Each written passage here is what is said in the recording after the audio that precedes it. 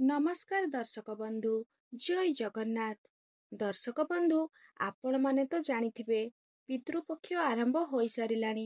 ବନ୍ଧୁଗଣ, ଏହି ପିତୃପକ୍ଷ 18 ସେପ୍ଟେମ୍ବର ଠାରୁ ଆରମ୍ଭ ହୋଇ 2 ଅକ୍ଟୋବର ପର୍ଯ୍ୟନ୍ତ ରହିବ।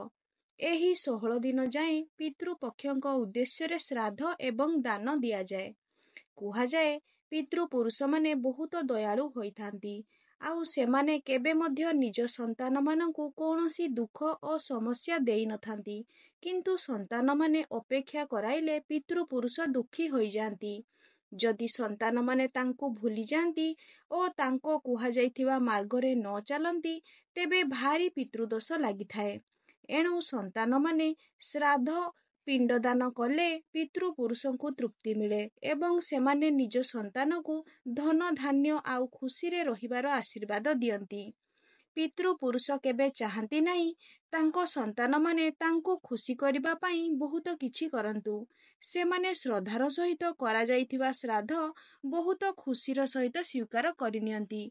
କୁହାଯାଏ ବିନା ଶ୍ରଦ୍ଧାରେ କରାଯାଇଥିବା ଶ୍ରାଦ୍ଧ ସର୍ବଦା ଅଧୁରା ଅଟେ। ତେବେ ଆଜିର ଏହି ଭିଡ଼ିଓରେ ଆମେମାନେ ଜାଣିବା ଶ୍ରାଦ୍ଧର ପୌରାଣିକ କଥା। କେବେଠାରୁ ଶ୍ରାଦ୍ଧର ପରମ୍ପରା ଆରମ୍ଭ ହେଲା ଏବଂ ଏହା ପଛରେ କ'ଣ ପୌରାଣିକ କଥା ରହିଛି।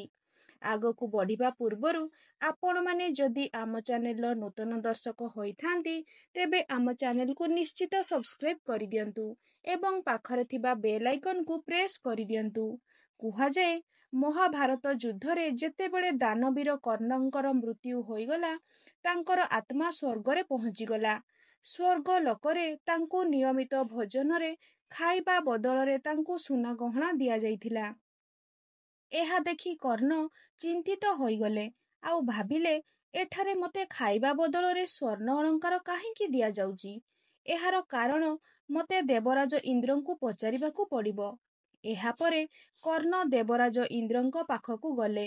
ଇନ୍ଦ୍ରଦେବ କର୍ଣ୍ଣଙ୍କୁ ଦେଖି କହିଲେ, ହେ ଦାନବୀର କର୍ଣ୍ଣ, ଆପଣଙ୍କୁ ସ୍ୱର୍ଗ ଭଲ ତ ଲାଗୁଛି ନା? ଆପଣଙ୍କ ସ୍ୱାଗତ ସତ୍କାର ଠିକ୍ ଭାବରେ ହେଉଛି ତ? କର୍ଣ୍ଣ କହିଲେ, ଦେବରାଜ, ଏଠାରେ କ'ଣ ହେଉଛି ମୁଁ କିଛି ମଧ୍ୟ ଜାଣିପାରୁନାହିଁ।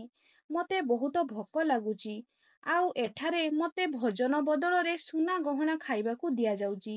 ଦେବରାଜ କହିଲେ, ହେ ଦାନବୀର କର୍ଣ୍ଣ, ଏହାର କାରଣ ଆପଣଙ୍କ କର୍ମ ସହିତ ଜଡ଼ିତ।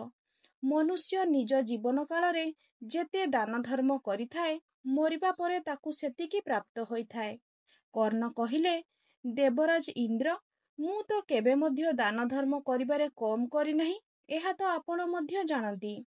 ହଁ, ମୁଁ ଜାଣିଛି, ଆପଣଙ୍କ ଦାନ ତ ଲୋକ ଯୁଗ ଯୁଗ ଯାଏଁ ମନେ ରଖିବେ, କିନ୍ତୁ ଆପଣ ନିଜ ଜୀବନ କାଳ ମଧ୍ୟରେ ଲୋକମାନଙ୍କୁ କେବଳ ସ୍ୱର୍ଣ୍ଣ ଅଳଙ୍କାର ଆଭୂଷଣ ହିଁ ଦାନ କରିଛନ୍ତି। କେବେ ମଧ୍ୟ ନିଜ ପିତୃପୁରୁଷଙ୍କୁ ଭୋଜନ ଦାନ କରିନାହାନ୍ତି। ଏହା ଶୁଣି କର୍ଣ୍ଣ କହିଲେ, ହେ ଦେବରାଜ, ମୁଁ ତ ମୋର ପୂର୍ବଜଙ୍କର କଥା ଜାଣିନଥିଲି, ତେଣୁ ଦୟାକରି ମୋର ସହାୟତା କରନ୍ତୁ। ଦେବରାଜ ଇନ୍ଦ୍ର କହିଲେ, ଠିକ୍ ଅଛି, ମୁଁ ଆପଣଙ୍କୁ 16 ଦିନ ପାଇଁ ପୃଥିବୀ ଲୋକକୁ ଯିବାକୁ ଅନୁମତି ଦେଉଛି, ଯାହାଦ୍ୱାରା ଆପଣ ନିଜ ପୂର୍ବପୁରୁଷଙ୍କୁ ଭୋଜନ ଦାନ ଦେଇପାରିବେ। ଏହାଦ୍ୱାରା ଆପଣ ପିତୃପକ୍ଷ ଋଣରୁ ମୁକ୍ତ ହୋଇ ପୂର୍ବପୁରୁଷଙ୍କ ପାଇଁ କରାଯାଇଥିବା ଦାନର ଲାଭ ନେଇପାରିବେ। ଏହା ଶୁଣି କର୍ଣ୍ଣ ଦେବରାଜ ଇନ୍ଦ୍ରଙ୍କୁ ଧନ୍ୟବାଦ ଦେଇ 16 ଦିନ ପାଇଁ ପୃଥିବୀ ପୃଷ୍ଠକୁ ଚାଲି ଆସିଥିଲେ। ପୃଥିବୀ ପୃଷ୍ଠରେ କର୍ଣ୍ଣ 16 ଦିନ ଯାଏଁ ନିଜ ପୂର୍ବପୁରୁଷଙ୍କ ପାଇଁ ଦାନ ଓ ପୂଜା କରିଥିଲେ। ଏହି 16 ଦିନର ଅବଧିକୁ ହିଁ ପିତୃପକ୍ଷ ନାମରେ ଜଣାଯାଏ। ପୁରାଣ ଅନୁସାରେ ପିତୃପକ୍ଷ ସମୟରେ ପରଲୋକରେ ଥିବା ପୂର୍ବଜମାନଙ୍କୁ ନିଜ ପରିବାରର ଲୋକମାନଙ୍କୁ ଦେଖା କରିବାର ଅବସର ମିଳିଥାଏ। ତେବେ ଦର୍ଶକ ବନ୍ଧୁ, ଏହା ଥିଲା ଶ୍ରାଦ୍ଧ କର୍ମର ପୌରାଣିକ କଥା। ଆପଣମାନଙ୍କୁ ଆମ ଭିଡ଼ିଓଟି କେମିତି ଲାଗିଲା କମେଣ୍ଟ ମାଧ୍ୟମରେ ନିଶ୍ଚିତ ଜଣାଇବେ। ଯଦି ଆପଣମାନଙ୍କୁ ଆମ ଭିଡ଼ିଓଟି ଭଲ ଲାଗିଥାଏ, ତେବେ ଭିଡ଼ିଓକୁ ଲାଇକ୍ ଏବଂ ସେୟାର କରିଦିଅନ୍ତୁ। ଧନ୍ୟବାଦ।